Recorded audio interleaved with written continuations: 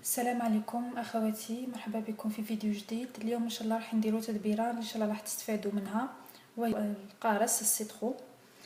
نشوفوا كيفاش نخبيوه، كيفاش نحيو منه لو زيست، نخبيوه نديرو به لي طاخت ونسحقوه في حوايج بزاف. ونبداو على بركه الله. عندنا السيترو نشريه كي يعود رخيص. انا بعد اللي ما غسلته ونشفته ونجي نحيلو هاد الرؤوس هذه هنا، ونجيب سكرفات هكذا عيون تاعها صغار، نحط الطفو تاعي.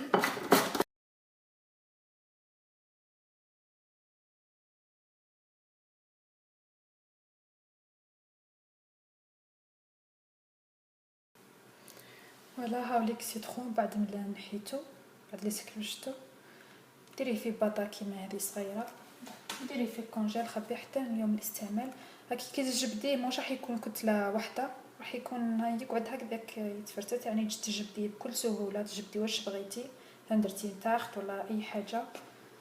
خير ما تجيبيه وتحطيه هكذا حب في الفريكو ومن بعد يذبل كي يعود جديد، راح يكون سهل جدا انك تنحيلو لي زيست هكذا مخبيه في الفريكو الى يوم الاستعمال. اما بالنسبه للحبات انا نقطعهم هكا دي رونديل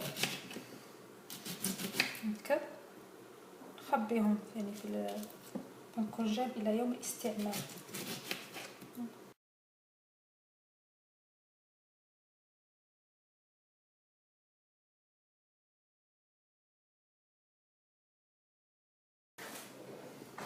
فوالا تجيب ان ساشي سبيسيال تدخل للكونجيل، تقدري ديري في بابي فيلم وتخبيه. ساشيه نورمال تسكريها مليح ما يدخلهاش الهواء. زوج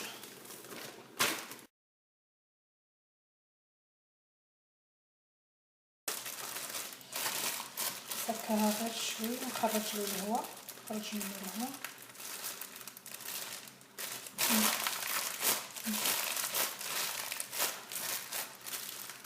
ونطلق.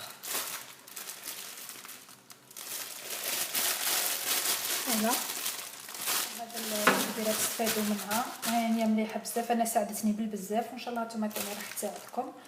خبيه في الكونجيل وقت الاستعمال جبدي واش تسحقي، درتي بوراك درتي شربه جبديه من الكونجيل قبل الاستعمال ساعه والله يذوبوا يولي جديد كانه هذا وين قطعتيه. واش نقولكم ان شاء الله يعجبكم هذا الفيديو، وان شاء الله تلقاو في تدبيره اخرى او طبخه اخرى ان شاء الله. مع السلامه في فيديو اخر. السلام عليكم.